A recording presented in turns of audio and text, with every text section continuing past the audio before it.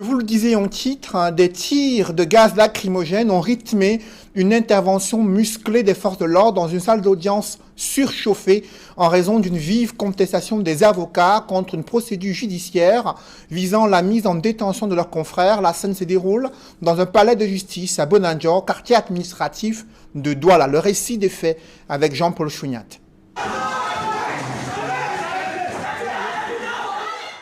Des policiers matraquent au poing qui débarquent en cascade dans une salle d'audience et sautent sur des avocats.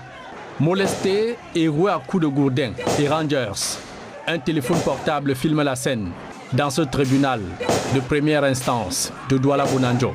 Du jamais vu dans une juridiction au Cameroun.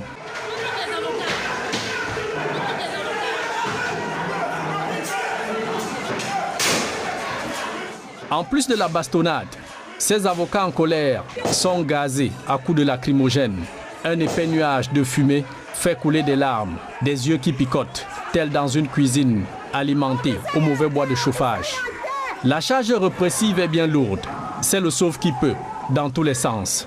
Et en dépit des coups et blessures, cet avocat vide son sac de colère sur des magistrats, accusés d'être auteurs de ce spectacle déshonorant dans un palais de justice. C'est archi inadmissible. Ça a commencé en 2016 en zone anglophone. Vous avez ordonné aux policiers de piétiner les avocats et de marcher sur leur robe. Aujourd'hui, le Cameroun est à feu et à sang. Ça ne dit rien à personne.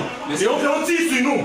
On vient tirer sur nous. C'est pas possible. Dispersés, la masse d'avocats se reconstitue à l'arrivée des gendarmes, venus d'Ada en renfort pour apaiser les cœurs et les esprits dans une pièce surchauffée à plus de 100 degrés de tension.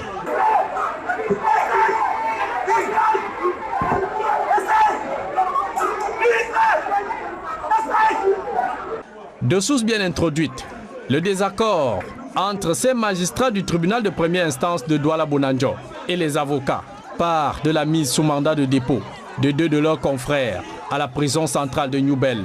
Ces deux avocats seraient impliqués dans une affaire de magouille et de corruption dont le partage du magot aurait mal tourné entre les avocats mis en cause et les magistrats du tribunal de première instance de Douala Bonanjo. Au sein de la corporation des hommes en robe noire, des avocats interpellent le ministre Laurent Esso pour tirer au clair cette affaire qui n'honore pas du tout l'image de la justice camerounaise. L'honorable député Jean-Michel